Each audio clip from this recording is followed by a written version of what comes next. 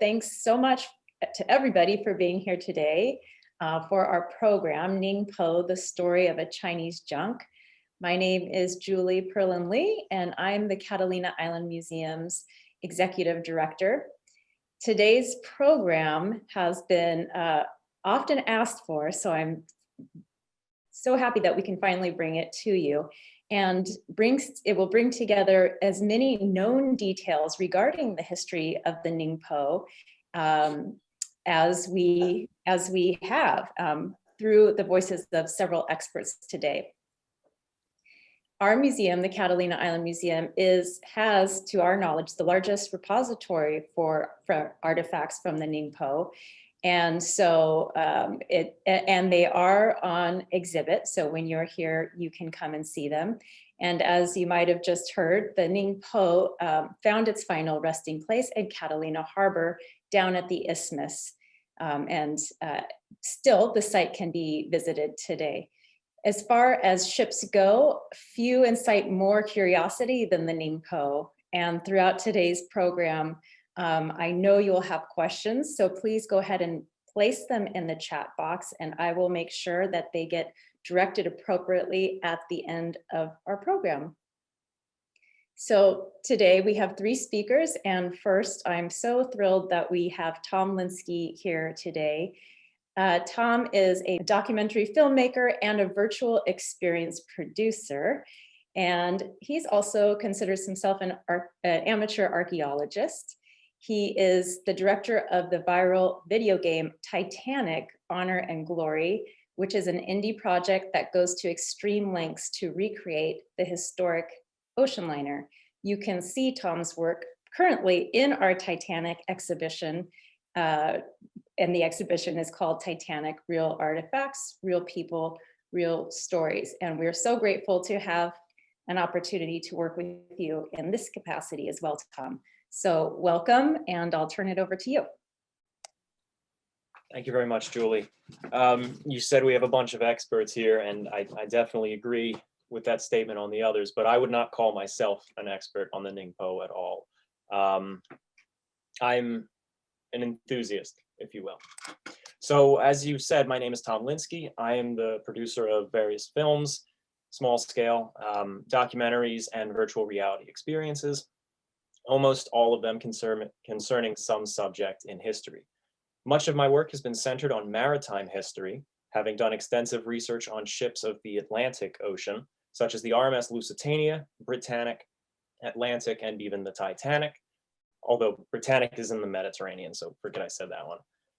I recently made a YouTube documentary about the Ningpo with the intentions of using it to tell the story and help the museum in their efforts here. Now, about 6 years ago, a friend of mine named Matthew Smathers, who had been studying the Ningpo on Catalina, invited me to join him for a camping trip at the isthmus. And we camped there for a week, and we surveyed the Ningpo and several other ships in Cat Harbor.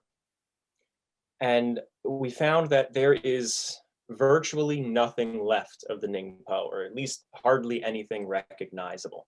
All that remains is her rudder block, which is really just a stump. And it's borne through with sea slugs, and it's really falling apart and rotten. Her keel, which appears to be broken about a dozen feet from the stern, and there are stubs of ribs that do branch off of the keel at certain points, but all of this, except for the rudder block, is buried under mud. And even the rudder block you can't see unless it's low tide. It captivated me that such a legendary vessel, even if the validity of these legends is in question, was now just a simple stump of wood at low tide. Not only that, but there's a lot of confusion surrounding the wreck. If you ask someone out at the isthmus, they've almost all heard of the Ningpo. But there's another wreck not too far from there that is far more visible at low tide. And it's actually called the Palmyra, but most people will point at that and call that the Ningpo. And the stump that truly is the Ningpo is always overlooked. This convolution, and then the fact that such a formidable vessel now sits in mud in such an undignifying demise, combined with just how surprisingly advanced her construction was, really drew me to make that video. one fact that I uncovered while writing the video, which I don't know is if that's something I actually truly uncovered or if it's something that other people knew and I just put it together. But in 1912, when the Ningpo came to Catalina and when the Titanic was the newest ship in the world, the Ningpo was the oldest still functional vessel. So I think it's actually pretty neat that the Catalina Museum has an exhibit on both right now. Titanic was famous for being highly advanced. She was called virtually unsinkable in part because of her watertight compartments. But watertight compartments weren't a new innovation at the time of the Titanic. In fact, the Ningpo had them, having been built roughly 150 years prior. I won't say too much about the construction of the Ningpo though, because I think one of our presenters might be touching on that, so I don't want to intrude on that. But the more I looked into the Ningpo, the more I realized that she deserves far more attention than she's been getting. We're going to watch an abbreviated version of the Ningpo video that I made, this segment is going to mainly focus on the Catalina connection. If you want to watch the full version of the video, which goes more into her full history, check that out on my YouTube channel called Part-Time Explorer. And I just wanted to say thank you all for joining us this morning. And please do show your support for the museum and helping them raise the funds to acquire this very unique artifact. And thank you very much.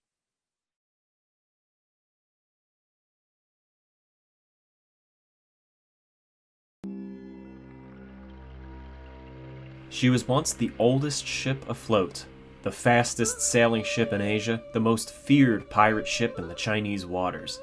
Now, the very last pieces of her lie in a foot of low-tide mud on the windward side of Cat Harbor, Catalina Island, California.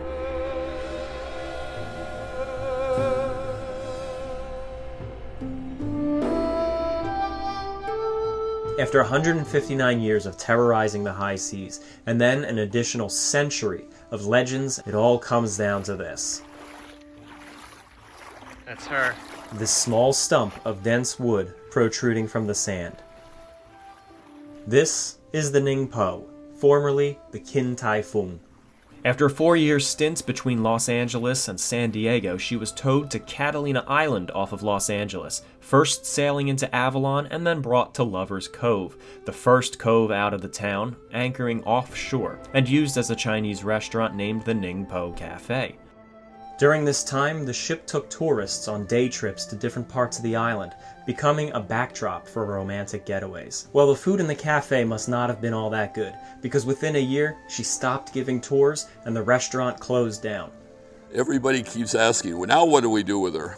She's like having a diamond, you know, it's too big to deal with, but you got to do something with her. She was moved from Lover's Cove to Cat Harbor into the protection of Ballast Point. Ballast Point was chosen because it is a protected area. Obviously, you could put any boat inside of here, and even if it got a little rough, which it does during the winter months, it's still protected. Ballast Point is the oldest man-made structure on the island, being made of ballast stones from treasure galleons, anchoring here before raiding the mainland. It is a very fitting place to anchor the former pirate ship, and now the oldest vessel of the seas. Here, she became a museum and a tourist attraction. Guests were charged a small fee, and then they were given a tour of the infamous vessel of torture and death. Yeah, that's right. She was sensationalized. Her execution swords and beheading block were put on display front and center, and a torture chamber was mocked up in one of her cargo holds. While the ship did undergo a heavy makeover for the showbiz aspect, great efforts were put into preserving the history of the vessel, and her curators boasted the fine Chinese craftsmanship that went into building her in a very honest and respectful way. The Great Depression hit the Catalina Island tourism industry very hard, especially the small, isolated, and quaint little museum of the Ningpo on the far corner of the island. Yes, that's right. As you can see in this 1930s advertisement, the fearsome Ningpo was now being referred to as quaint. The Ningpo attraction was closed, and shortly after, the ship was decimated by a series of storms, roughly in 1937. Now, here's another part of the ship's history where things get a little confusing. Cat Harbor was the site of several film productions in the 1920s and 30s, seeing countless sailing ships coming into the harbor, and not all of them came out. Many were burned on film or destroyed for some dramatic climax. The Ningpo did not likely fall victim to these overeager film crews, but another ship was brought into the harbor and moored not too far from her. This ship was known as the Palmyra and burned for the production of the 1935 film Mutiny on the Bounty. But the Palmyra is important for this story, as most recorded history of the Ningpo after 1930 seems to be heavily convoluted with the Palmyra. In 1952, the Explorer Sea Scouts, a youth group, rowed out to the charred remains of what they believed was the Ningpo, sawed off the mast, and hauled it ashore. They cut the mast up into tiny wood fragments and gave them out to hundreds of Boy Scouts at the Boy Scout Jamboree in 1953. They sold off the remaining pieces as a fundraiser for their troop. Well, it turns out they hacked off the mast of the wrong shipwreck and passed off pieces of the Palmyra as the Ningpo. The dense wood that they believed was ironwood and camphor was really lignum vitae, a similarly dense wood, but not one found aboard the Ningpo. The charred remains of the Palmyra were often, and still to this day, referred to as the old Chinese pirate ship. But what happened to the real Ningpo that sat only a few hundred feet away? Over the decades, the Ningpo slowly and mysteriously disappeared from Ballast Point. First her masts collapsed, and then her hull. She was picked over by salvagers who pulled wood off of her and made them up into trinkets and boxes. Dozens of artifacts were pulled off of her as she crumbled and are now in the hands of the Catalina Island Museum in Avalon, on the other side of the island. We're very lucky to have postcards, so a lot of these pictures had to be hand-painted. I get the feeling that they have carried a consistency, so in other words, somebody literally took the time to make sure that her colors were right. They probably made these postcards available on the ship as souvenirs. I know they also had a program that the museum has, and I think they also sold that probably for 5 cents or whatever. She was a beautiful ship, but I could imagine seeing her under sail coming toward a British ship that it was a bit intimidating. Now, hardly anything remains of her. The rudder block still sticks up from the mud at low tide, and my friend and I discovered her keel and several ribs still buried on the site. She's there, but fading. Her ironwood, once impenetrable to cannon and shot, now rotten to the core and bore through by sea slugs.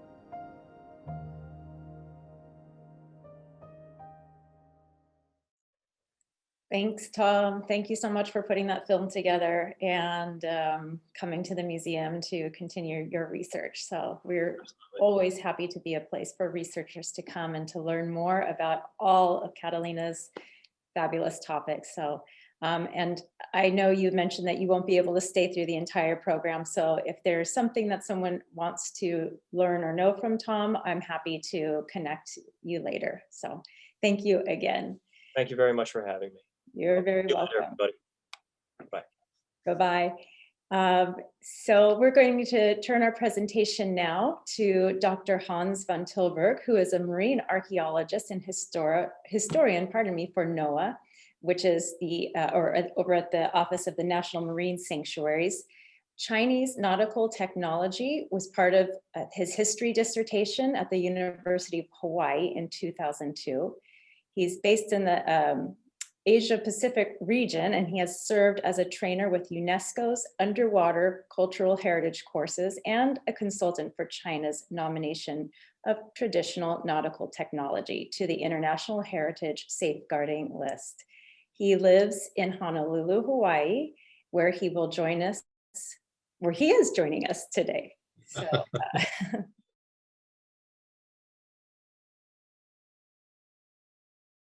All right. Well, thank you. It's a pleasure to be here, and I certainly appreciate the museum's focus on this and meeting Tom and Bo and others. And it's a pleasure to talk about an interest of mine that I haven't got to examine for a while. I think it was 1998 when I was at the museum in the casino looking at the artifacts and part of the Ningpo story there. And so I certainly appreciate the video, which, encapsulates the story in a very exciting way, and the special nature of Mr. Burrell's contribution that we'll talk about in a moment. And I'll try to fill in some of the background on the origins and setting and the cultural meaning of this very interesting vessel, the Ningpo. To begin with, it's not a one-off. It's certainly a very known style of Chinese junk. Large Fuzhou junks built in Fuzhou in Fujian province.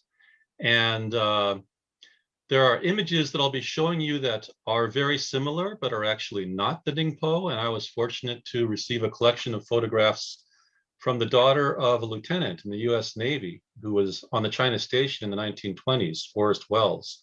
So you'll be seeing a number of these photographs from the Wells collection as part of context for the Ningpo story. These were also called pole junks, with a crew of maybe 20 to 30, a very large size, 120 to 180 feet, and known as the Huapigu style. And that's kind of an interesting name because Huapigu means flower butt. And that might sound a little funny to us, but I think you can see from this postcard of the Ningpo from Steve Lawson's collection that the quite ornate stern, the decorated stern, is a flowery, ornate decoration, and it kind of makes sense for a common name of Huapigu for this style, one of the many styles that the Chinese had for traditional vessels. So in this, you certainly see the correlation between what a nautical expert in the past, George Worcester, understood and sketched, and I think that Bo will tell us a little bit more about him and his contribution to this field after this talk. But you can see in his diagram how it corresponds to the Ningpo in this image from the 1920s. The long, heavily built Fujian merchant vessel of a very known standardized design. And in his sketch, it highlights the watertight bulkheads and the large adjustable rudder at the stern, which could be raised up and down for stability or for going into the shallows, and is partially the reason for a raised stern, to be able to raise that rudder. You might notice one thing in this picture. It looks like this foremast here is stepped, fairly straight, vertical, which would be very untraditional. The foremasts were usually raked far forward, as in the sketch, so that may be a remnant of being dismasted in typhoons and restepped prior to the Pacific voyage. We'll talk about that a little later. But here's the reason they were called pole junks as well in China. Here's a historic photo showing one of these Fujian merchant carriers loading lumber, not only on the deck, but in large outboard lashings of lumber. This is not something we're typically used to seeing as Western maritime enthusiasts. Very strange, a lot of lumber up and down the coast, hence the name pole junk. And it's very similar style to the Ningpo, same kind of vessel. Here you can see a little better the way that was done to carry these cargoes on rivers and coastal settings alongside these really large old vessels. When Worcester was looking at these, he noted that many of them at the time, in the 20s and 30s, when he was there, were reported to be, 100, 150 years old. And that's remarkable for a wooden vessel, truly is. I agree with Steve Lawson's comments. How seaworthy would that be to have a cargo of lumber like that? And here is a rare photo from Lieutenant Wells of the vessel underway with the outboard lumber up and down the coast. Of course, an incredibly important construction material. So by necessity, these ships had to move this cargo on rivers and in coastal settings. What that would be like in a storm, I really couldn't imagine. But certainly large, ponderous, and very slow moving. The question of what the Ningpo was built out of is interesting. In Fujian province, in Fuzhou, these vessels, would have benefited from the Fujian fir, which is a type of cypress, or the Fujian pine, the red Chinese pine, and camphor wood, which is native to the empire at the time and has resinous qualities, which makes it, excellent for ship construction. But there are reports of all kinds of things, and it depends on what kind of secondary source you look at. Some say the decks were teak, some say they were, ironwood. The masts were probably a version of ironwood, very heavy, very strong masts, without any shrouds or rigging.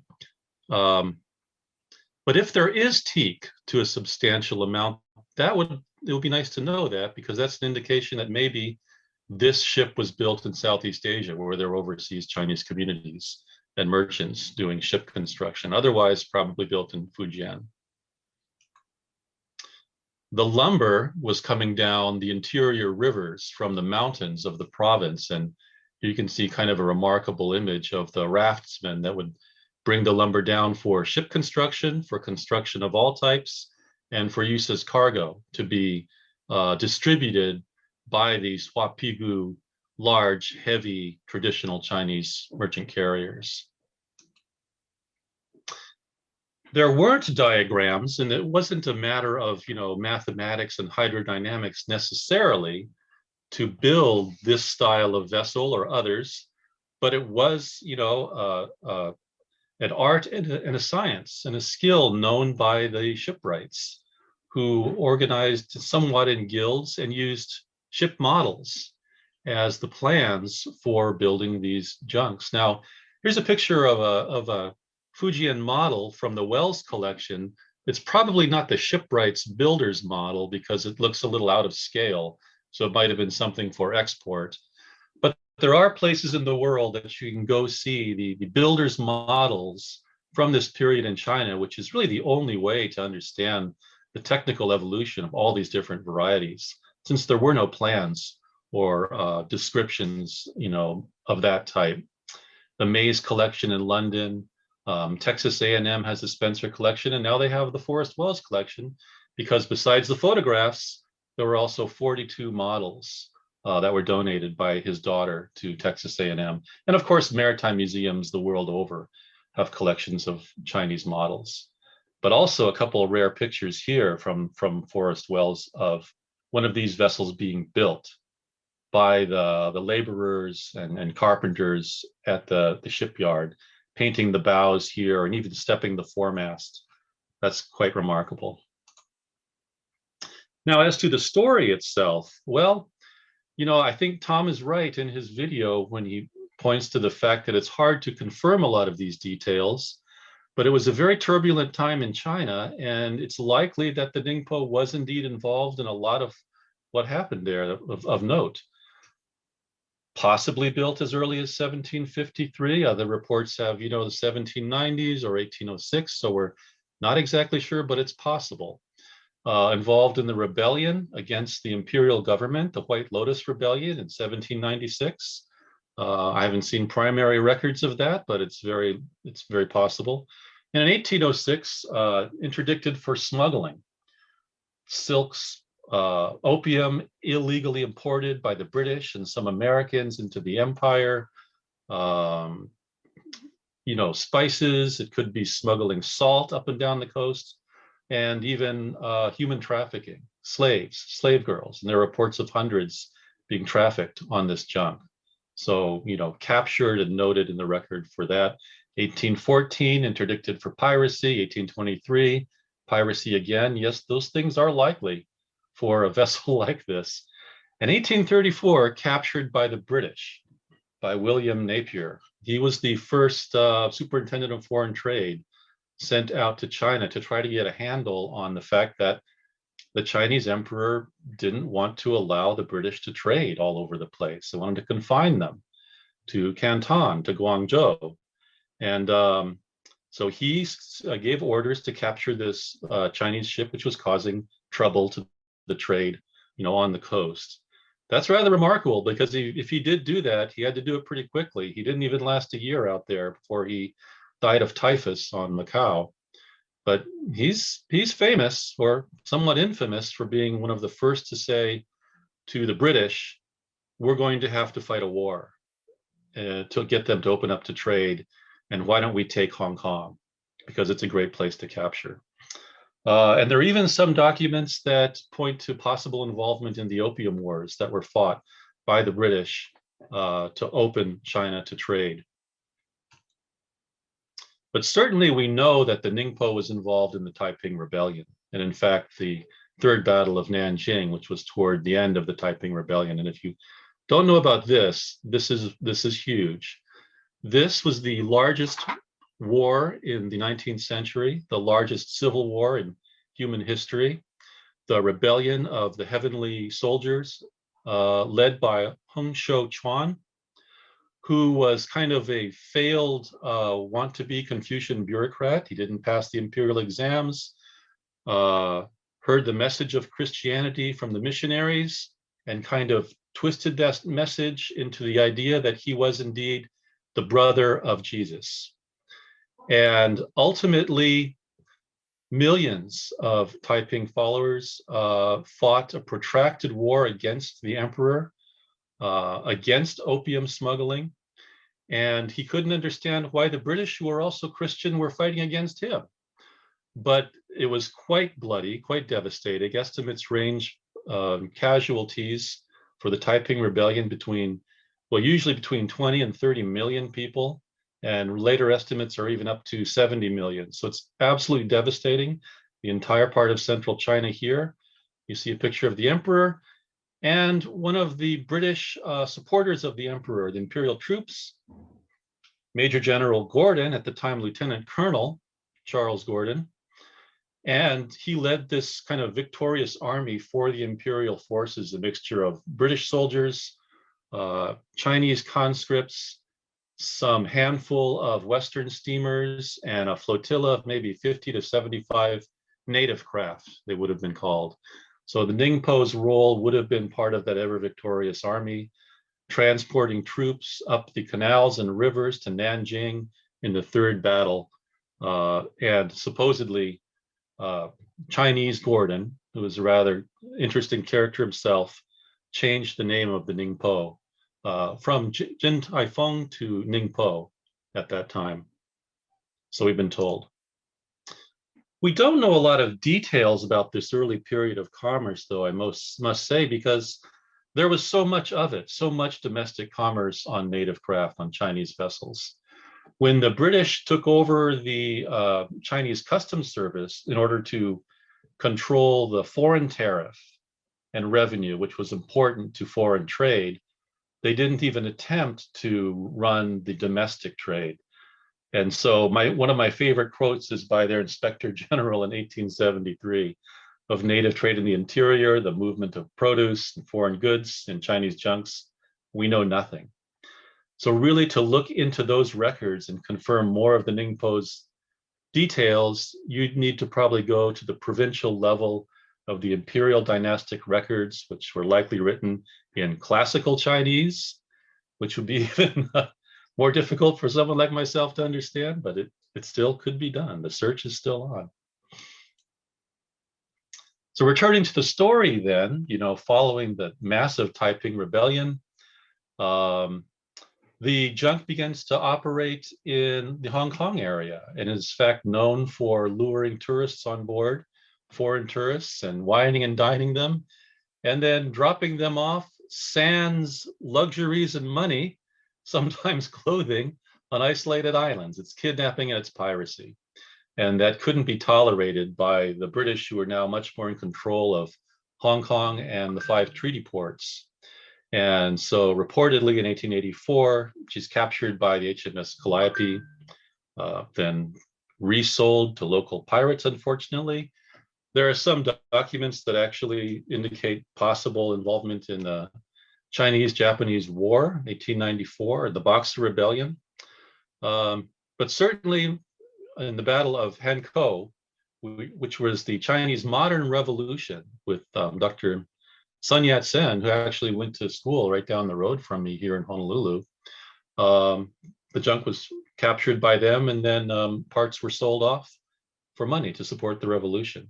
In this image, you see, of course, a picture of Hong Kong in the 1860s. And here are the down-rigged vessels used as opium warehouses, floating warehouses for the illegal importation of opium to the empire. Following that, the revolutionary capture of Ningpo, she's purchased by American investors in 1912, led by William Milne, who was an entrepreneur from Pasadena, I understand, and had ties to the entertainment business. Purchased for $50,000, which is a serious investment in 1912. It looks like that's some $1.3 million now. And this is where Mr. Clawson's record would really be of interest. Looking at the details of the Pacific Passage. Bringing her over was not easy. The first crew in June is mustered to try to get her to Los Angeles. They get as far as Japan and get knocked out by a couple of typhoons. And in fact, have some adventures along the way. They're tempted to be boarded by what they think are pirates along the way. So they're unsuccessful in bringing the ship over. The second crew, led by Captain Toft and mostly German crew here, do bring her over, departing Japan on December 22nd, and have about a 58-day passage to San Pedro. It's not clear to me if there were Chinese crewmen on board or not. Often when you see an official crew list, there may be others on board as well. But that's an interesting question. The LA Maritime Museum does have some pictures of what are called her original crew in 1912. So that's another detail that maybe we can clear up. But then with arrival on the West Coast begins the tour of various ports of call, with the idea to make money by bringing tourists on board to look at the junk, as well as to look at the curios, the weapons and torture devices that were collected in China by Milne and stocked on board, and to make money, to make his money back. That's $1.3 million in 1912 money. San Pedro, Venice Beach, San Diego, San Pedro again, where she was wrecked on the rocks and repaired in Long Beach. And finally making her way to Avalon Harbor, as Tom shows, as the Ningpo Cafe, and to end at Cat Harbor. Now, I want to say something about what it means for a junk to be exhibited like that back then, because it's not that we were the most objective observers of these things. There were massive, world expositions and Pacific expositions going on in San Francisco and San Diego, and Milne's idea was definitely to have her make money at these places and be exhibited. And these kinds of events, really going back to the Great Exhibition in 1851 in London, is where modern society presents itself to the world. And we identify ourselves, in a broad way by identifying others and talking about other people. And so oftentimes these ancient curios are used in ways to show sometimes how primitive other people were and how advanced we are. It's kind of human nature.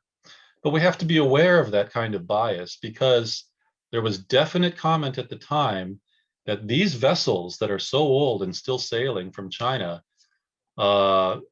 were accidents of creation by nature. They weren't even intentionally designed to revolve.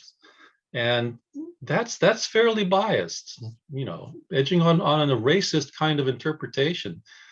So we have to be careful when we say things like, vessels were designed to look like fish.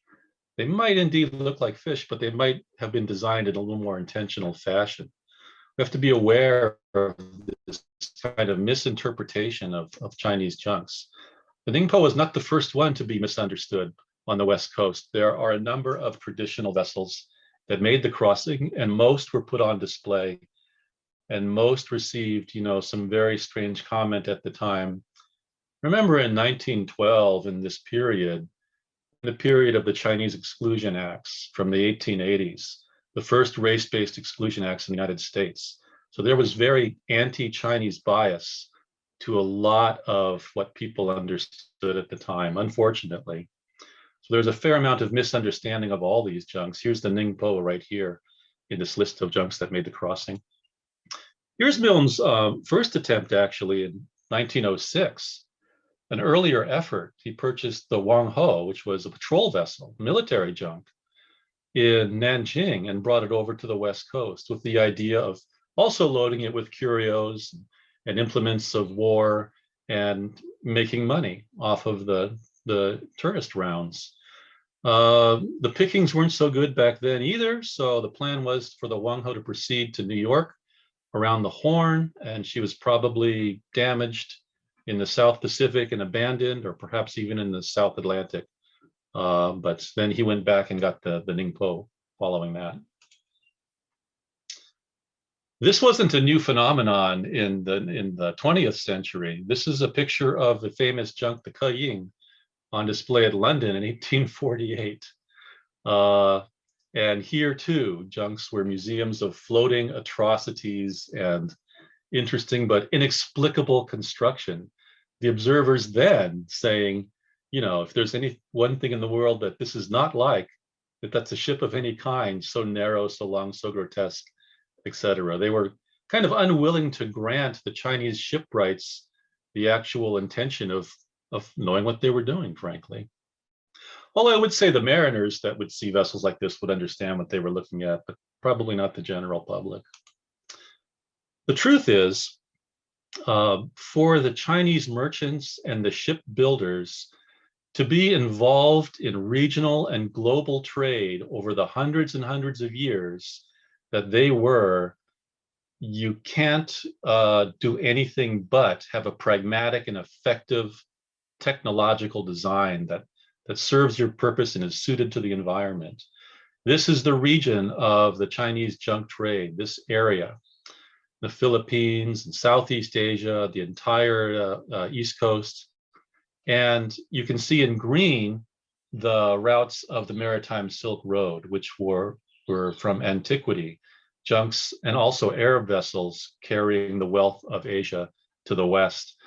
So that's only done successfully by intentional and knowing evolution of vessels that are really quite remarkable for their advancement, even though they're so old. I will also note that in 2010, as mentioned, the technology of the watertight bulkheads, really meaning the construction and knowledge of building wooden traditional junks themselves, was inscribed to the World Safeguarding List. And here you can see a model kind of cutaway showing you that. And you can imagine the safety that these vessels received having these watertight compartments. If you're holed in one area of the hull, you're only flooding one little compartment, maybe two. So there are a number of remarkable innovations that have affected the world history, the world maritime history and evolution that we've all experienced. And I think Bo can speak to that further after this talk as well.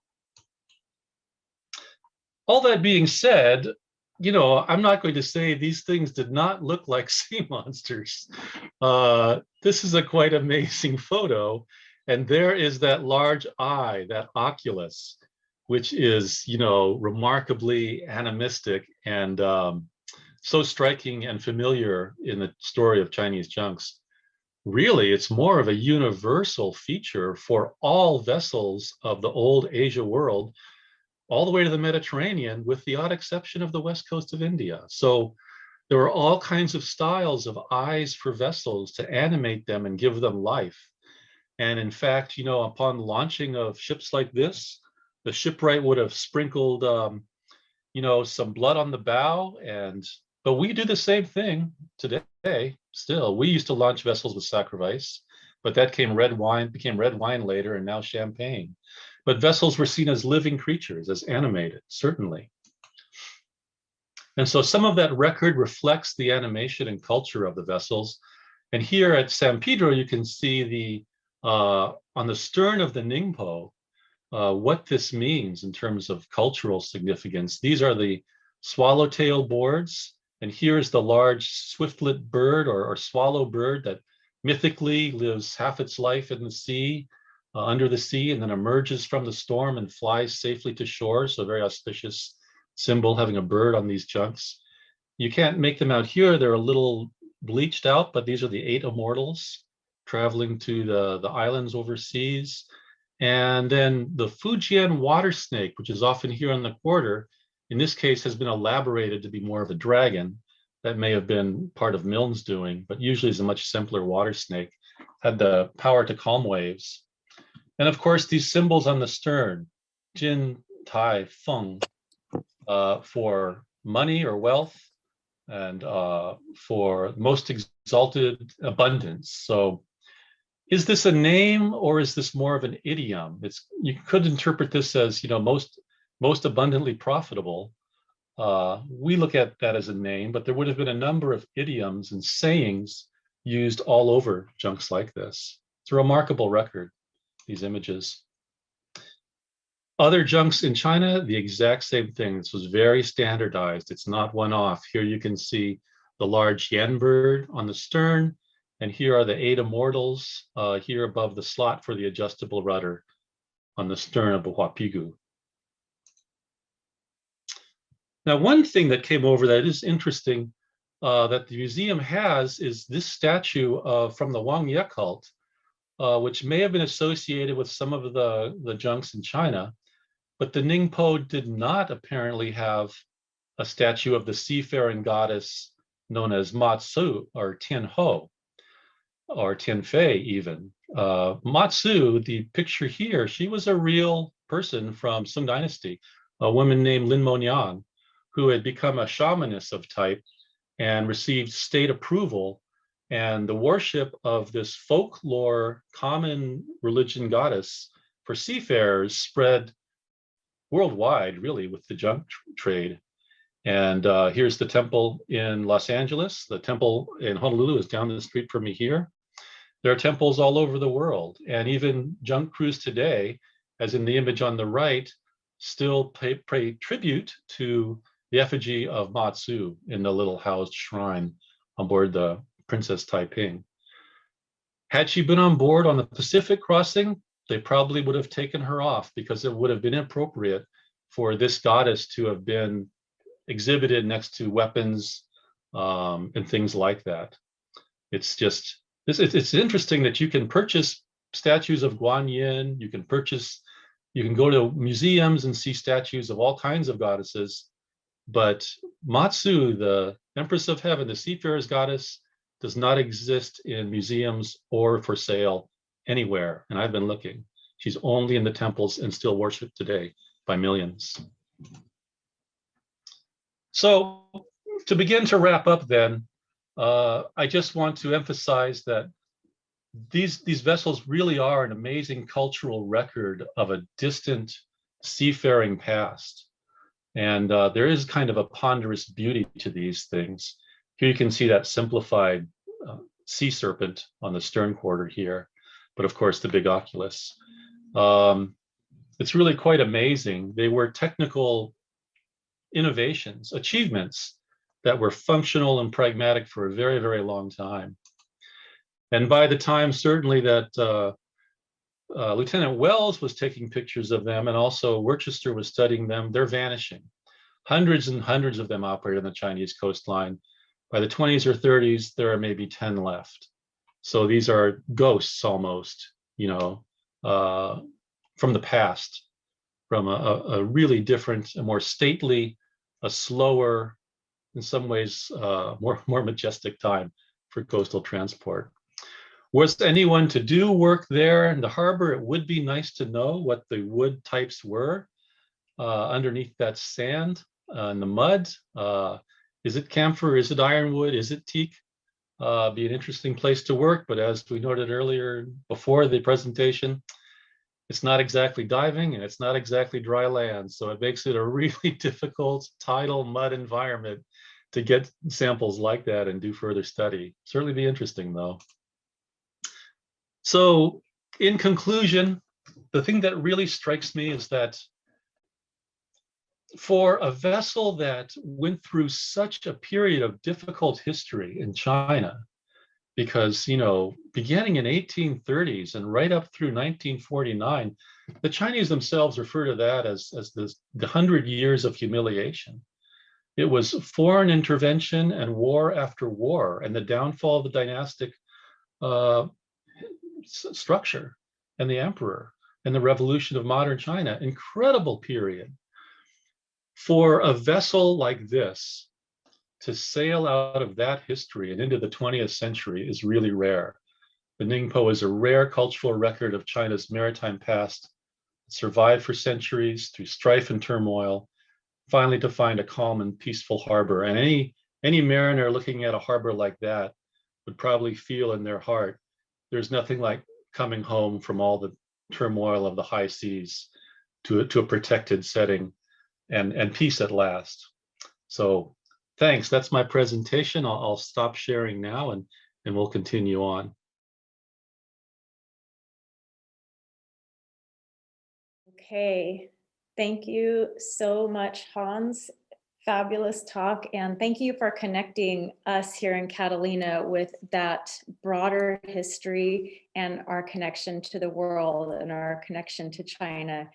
And it's just, it really makes us not that we do, but it just reminds us how we do not take for granted that we are able to share that story with the visitors who come to the island as well. So, as many of you know, the Catalina Island Museum has a wonderful opportunity that's been presented to us to be able to acquire an important collection of Ningpo artifacts, including 2 logbooks. And I'd like to share those images with you now.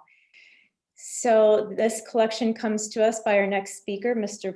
Bo Clawson, and it consists of 2 logbooks of the Ningpos, and you can see them both here.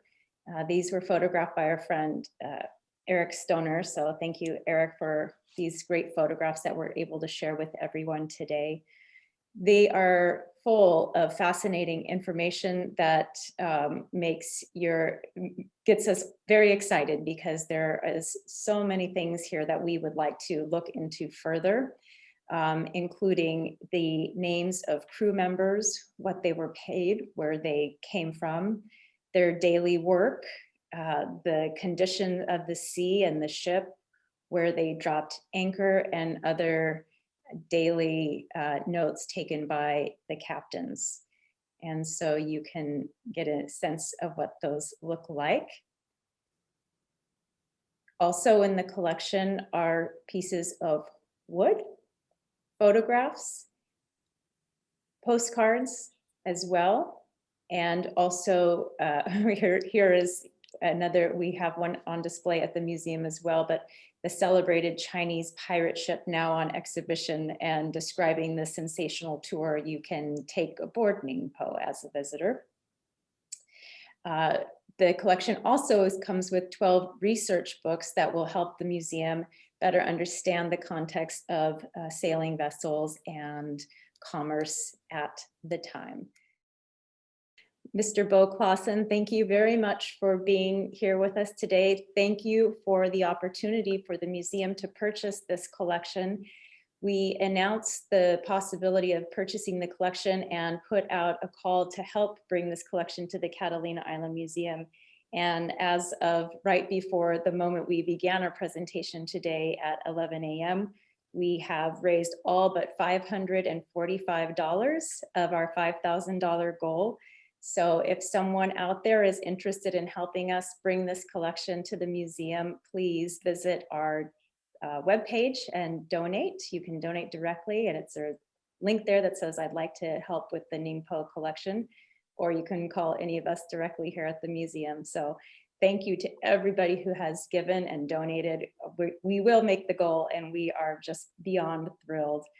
Bo, just let me say a couple words about you. Bo is a mechanical engineer and has built yachts himself. He also built diving equipment with Cousteau's US divers. And after, as we talked about earlier, before we started our presentation, you went on to non-minimum wage paying jobs, including building respiratory and disposable respiratory equipment for the medical industry. So you have an incredible depth of technology in your background. You're a builder, as we come to know, and I know you're going to share some of those details with us today, which we're looking forward to. So I'm going to go ahead and turn the camera over to you, and thank you for being here. Well, I'm certainly glad to be able to add to the collection. I first saw Catalina when I was working for, oh my gosh, Cousteau's U.S. divers, because I sailed to Catalina on various friends' boats and became aware of all the Ningpo things from visiting the museum when it was in the casino out on the point. And then later, when I got a job at Columbia Yachts, designing sailboats, went over to Catalina much more often. And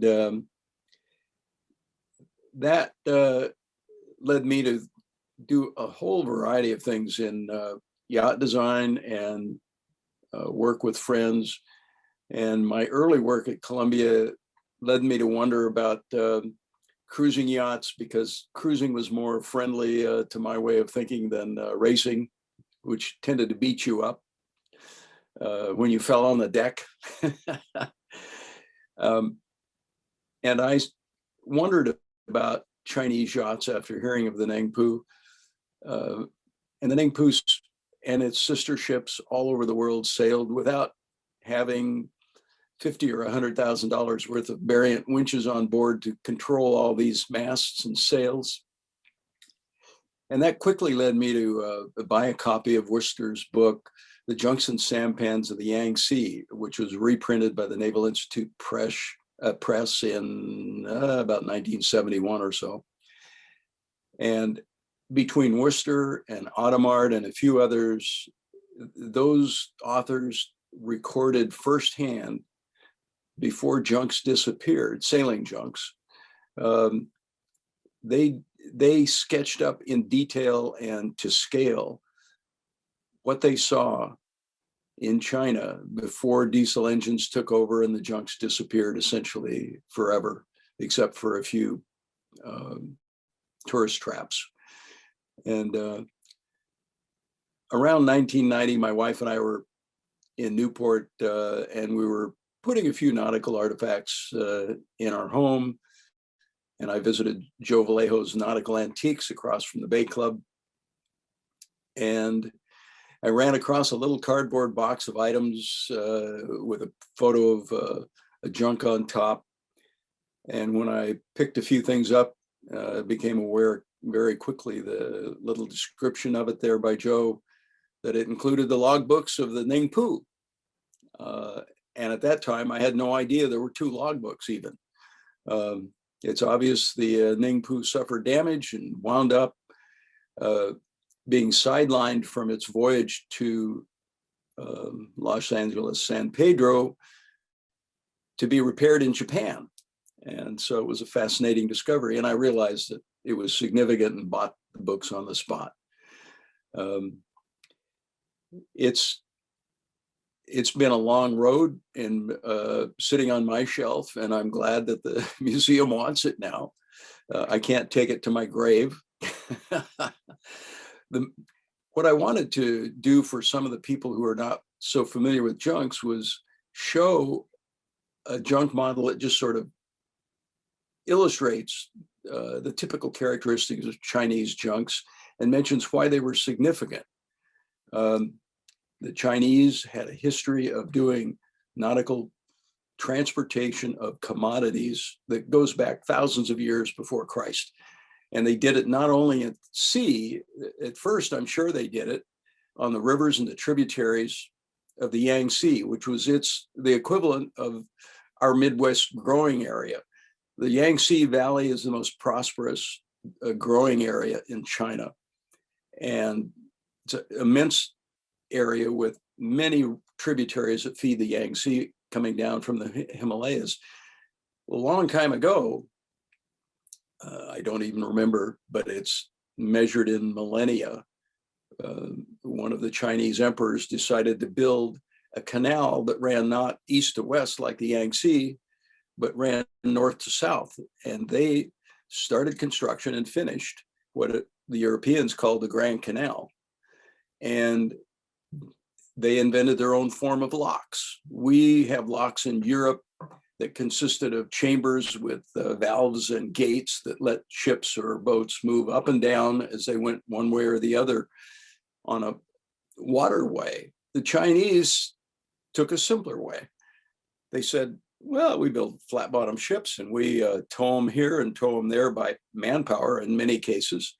So they would build a slipway to go down from one elevation to a lower elevation. And that was easy. You let the boat down by ropes, often made of bamboo strips that were woven.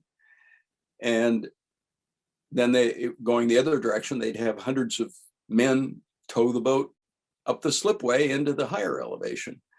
They were very practical from a manpower standpoint and a material standpoint to make their commerce work easily. Behind me, which I'm going to just do a quick illustration here, is a riverine junk that's sort of typical of the area. It was done for the tourist trade, so it's not actually sailing like accurate in terms of its sheeting and the deck construction, but it's approximate. The three-masted sails with balanced sails were typical, and the reason the mast was right here, back from the luff, the front of the sail over here, and it was done to reduce the sheet loads to make it easier to handle. The battens were likewise done that way to distribute the sail forces, so you didn't have to have very strong sailcloth to make it work. And it also meant that since these ships carried deck loads, that if you wanted to carry a whole bunch of things on the deck, you just reefed the sail up somewhat. The typical helmsman's position was, unlike this, was at the back to steer the boat, and it was raised so you could see over deck loads when you filled up all sorts of things on the deck for cargo. They were very efficient. These sails, with the weight of the battens, allowed a ship to, if a squall, black squalls are something we don't see in California, but black squalls would sometimes appear within a matter of minutes in portions of the world.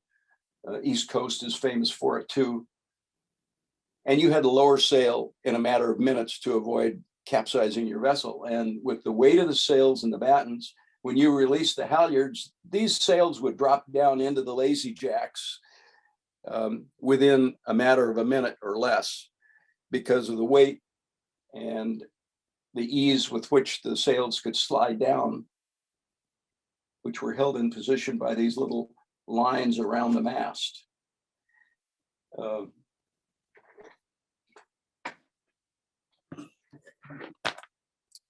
The Worcester books and a few other authors, Audemard was a French captain, made some of the few truly accurate line drawings and discussions of the mechanics of junks. I think we may have mentioned that the only 36 rigorously made large junk models that are accurate down to the last piece are in the London Science Museum. They've been there since about 38. Mays was the Inspector General of Customs in Hong Kong or Shanghai from the 20s to the 30s, along with Worcester, one of his lieutenants, if you will. They realized that the diesel engine was going to mean the end of all of that history and all of the mechanics and all the materials and how they worked in the seafaring vessels of China, they were in charge of basically the area in the Yangtze.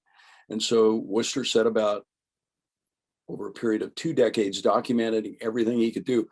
And he documented in his books, I think probably 200 to 300 vessels from the Yangtze area alone. He didn't document the seafaring versions of junks, which Hans talked about.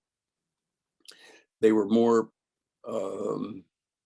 photographable, if you will, from the Western standpoint, and than the river junks. But the river junks carried the majority of the cargo, probably, in the Chinese area.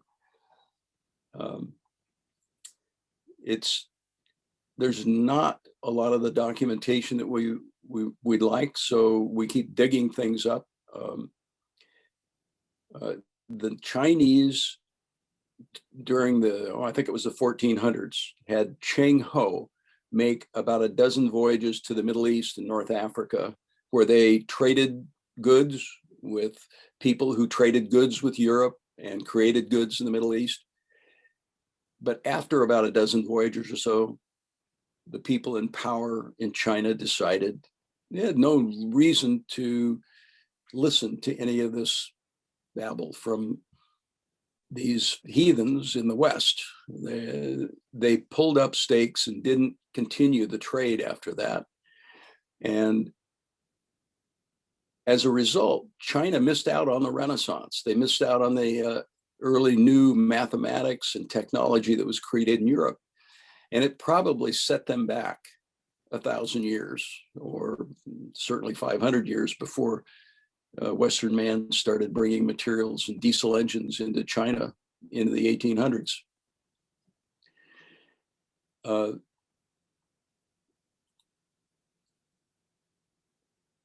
The Chinese were obviously voyaging in numbers before other civilizations did quite as much, I think. We know from some of their records, there were Chinese who wrote about seeing the monster trees on the West Coast, which they referred to as the Far East, sometime in the Xin or the Qin dynasty, somewhere around the 500 AD, they referred to these very large trees, which were obviously the sequoia. So we know that the Chinese were visiting far lands all over the Pacific in search of trade.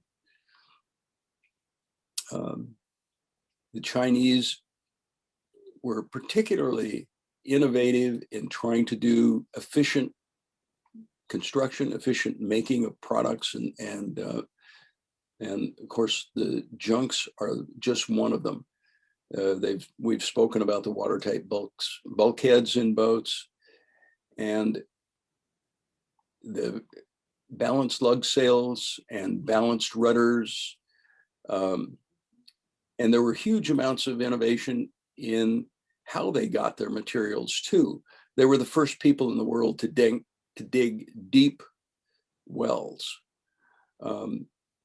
They drilled them, so to speak, by hand, by dropping a weighted pole with a sharp end on it, a sharp rock, or maybe they had metal, I'm not sure. They were searching for natural gas, and they were searching for brine in these inland locations that would let them create salt. And salt was highly valued as a tradable good.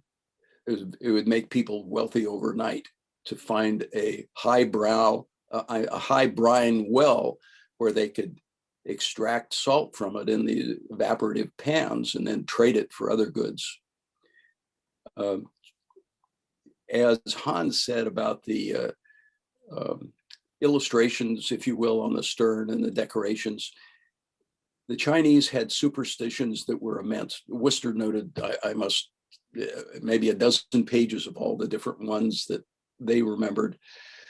There were all sorts of superstitions about gods and ghosts and demons that ruled a lot of the decisions that the seamen made and hoped would help them have successful voyages.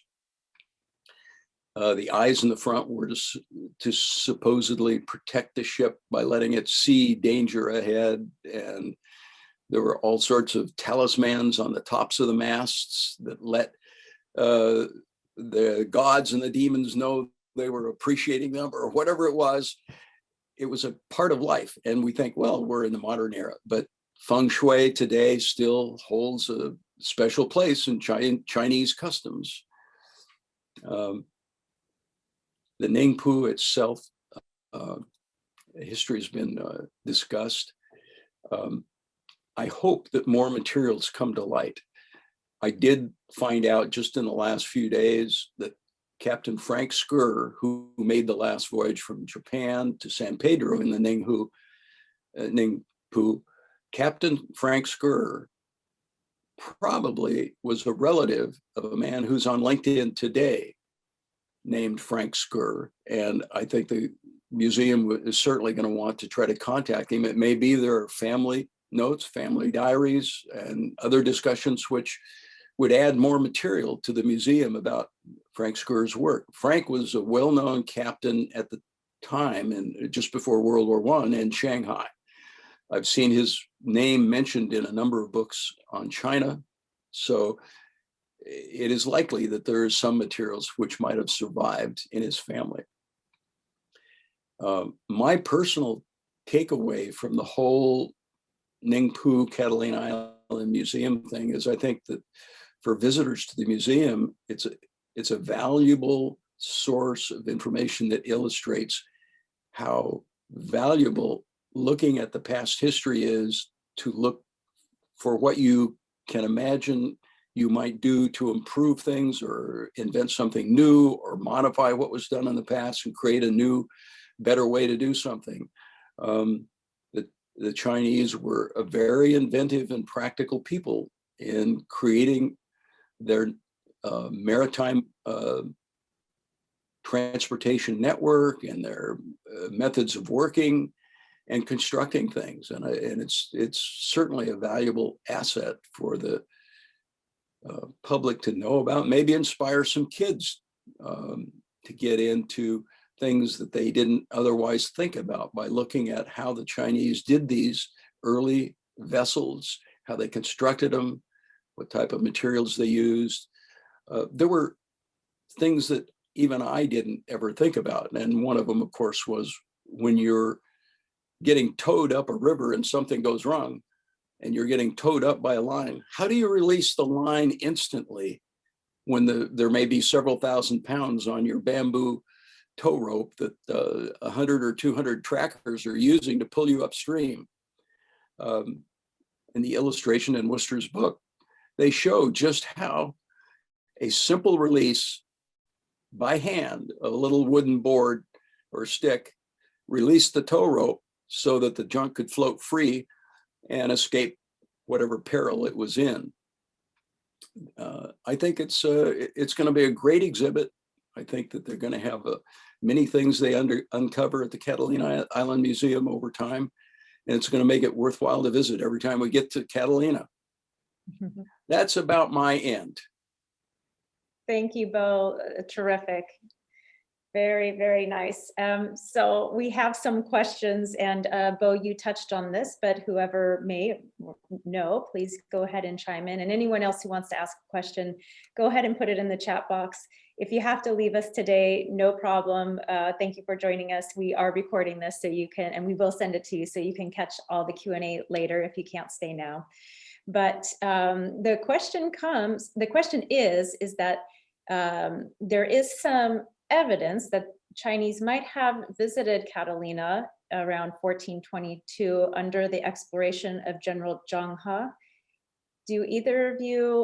Have either of you heard or known anything about that possibility? Yeah, I'd like to speak to that. And yeah, I understand when the book came out, 1421 by Gavin Menzies, that there was, I want to be polite about this as a scholar, some mixture of truths and untruths.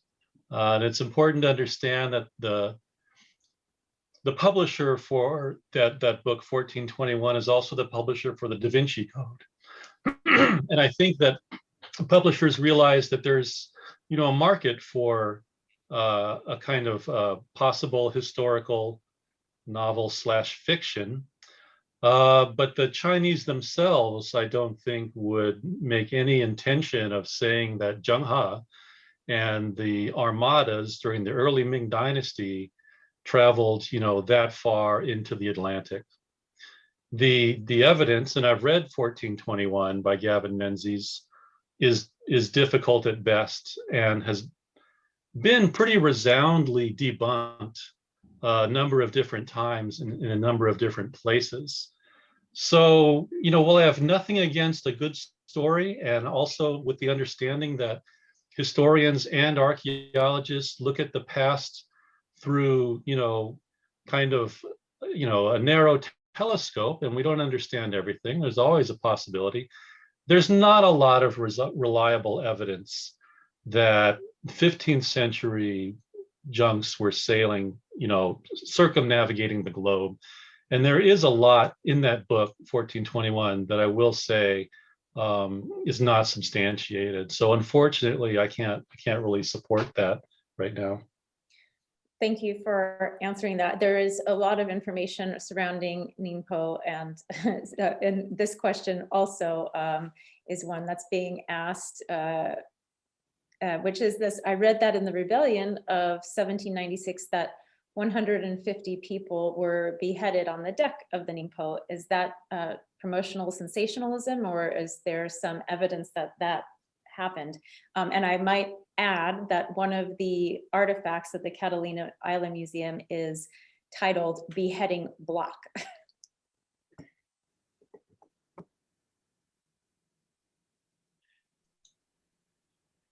The only thing, if I can make a comment, the only thing I know about a lot of these statements is China was a very brutal society. If you got on the wrong side of a magistrate in some area, you did something or you knew something and you didn't tell the truth, and they tried to get information out of you, they made the Europeans look like low-class torturers. That there are some books written by Europeans about the dozen different methods of torture that the Chinese used to extract information from people who didn't want to talk. And some of them are just absolutely gruesome. A beheading doesn't get you any information, though. I don't, the pirates may have used that to get rid of people they didn't want, but generally the administrators, if you want to call them that, in China, were looking for information. They wanted to find out who stole something or who was saying bad things about the emperor. And so they had elaborate methods to try to extract that information from people. Thank you. That's about all I can say on that. Thank you, thank you. And Steve Lawson chimes in on our chat and says, note that beheading block is in question since the Chinese allegedly didn't use such a block. So there is that comment there. Rob Neighbor, your hand is up, so I'm not sure if you have a question for the group. If you do, just go ahead and unmute yourself at any time and ask. There we go, I got it. Guys, it's a little bit more of a Catalina-based question. If I remember right, as a child, and please help me out, do I remember right? In the early to mid 60s, was the Ningpo in the harbor in Avalon? If so, where was it? The third question is even more fun. I understand it was run as a museum or a Chinese restaurant, and I know for a while it was in Lover's Cove. I did a little research before I came online. The question is, wasn't it in Avalon Harbor near the casino? And was it run by Caucasians or Chinese as a Chinese restaurant? Okay, so that I do not know, but some of our participants may. The only time I know it was near Avalon was in the 1912, 13, 14 period, or actually maybe just after it came back from the San Diego Exposition. Does anyone here, like I'm looking to maybe Roy Rose? I do not remember the Ningpo being in Avalon. I was here then, and it would have been quite a thing if it had. But it was my belief that during the 30s, it was pretty well beyond its sailing days or moving days. So I don't think so. Thank you very Okay, much. thanks. Appreciate it. Yes, and here's another mystery. And even the museum, we have varying information on this. So I would love if we could put an end to this question today. As Tom Lynskey said in his movie, the Ningpo probably was not, or was its fate was not to be burned as part of a movie. But we also have newspaper records that say it was burnt during a movie, filming of a movie. And so we are still looking for information on that. But if anybody here today has a definitive answer, we would love to add that to our permanent records.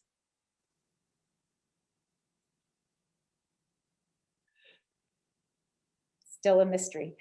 Okay. Yep, Well, it's a mystery. yeah, we will continue to keep I searching. don't think so, Julie.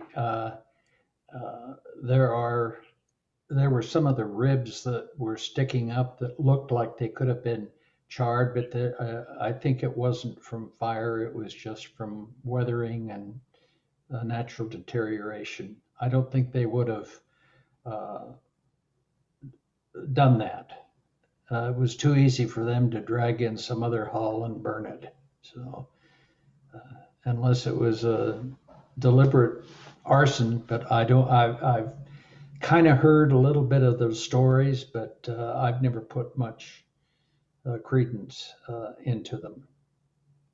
And by the way, people may have seen Chinese junks in the harbor.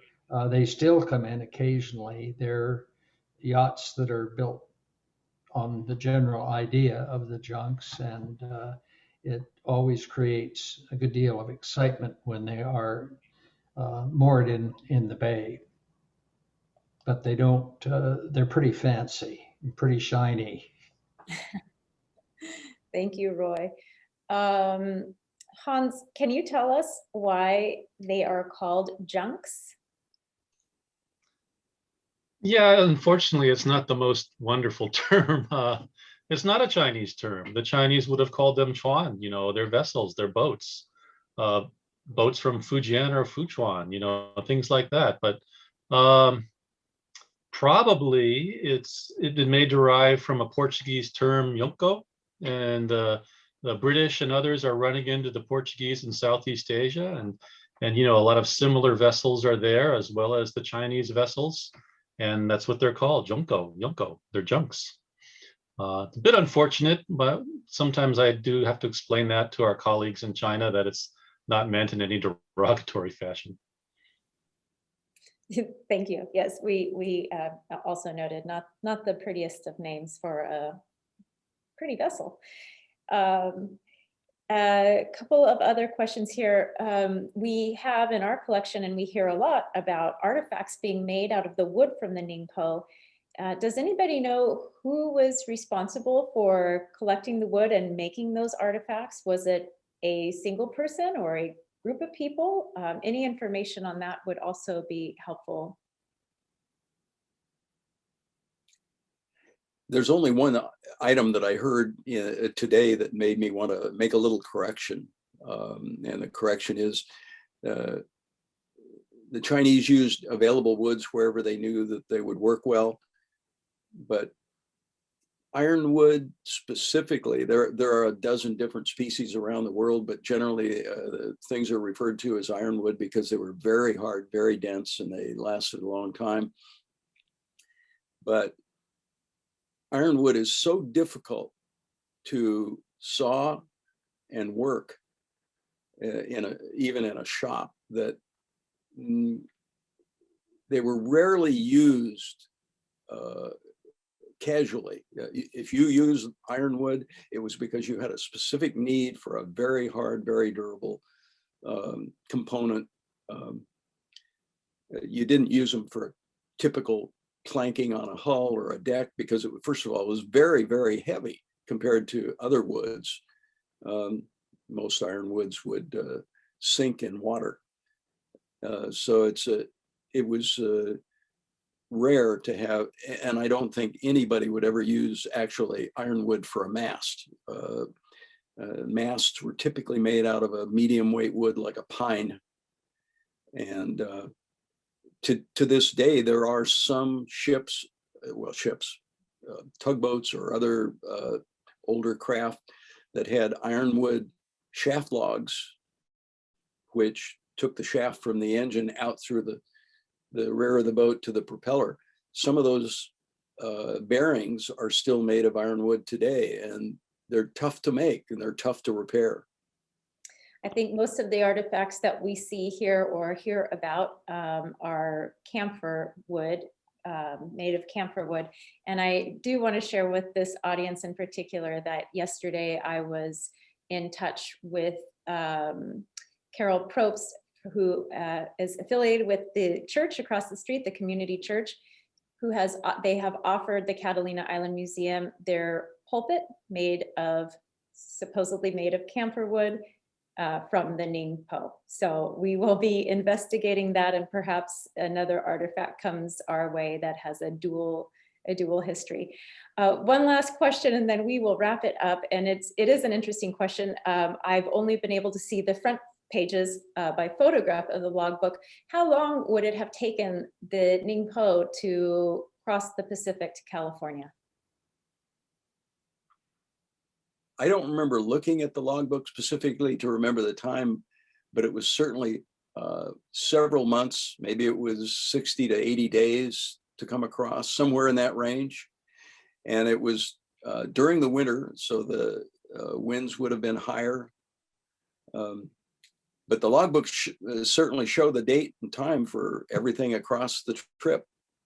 I know I've seen a June 1912 and a December 1912, so we have at least the 5-month period covered in the books, but I'm not sure if they extend beyond the December date. But we will find out when the collection comes to Catalina Island Museum, and it's with great excitement that I share with you during the last few minutes since my announcement, we have made our fundraising goal. So thank you to everybody. This collection will be coming to the museum. We will be sharing it. It is full of so many more questions and helps us connect even farther beyond Catalina with archives and other researchers who are also carrying out this important work. So thank you to everybody who joined today, to Dr. Hans Van Tilburg, Bo Clawson, and my great staff who is always doing an amazing job putting these together. And we will see you all next time. Thank you very, very much. My pleasure.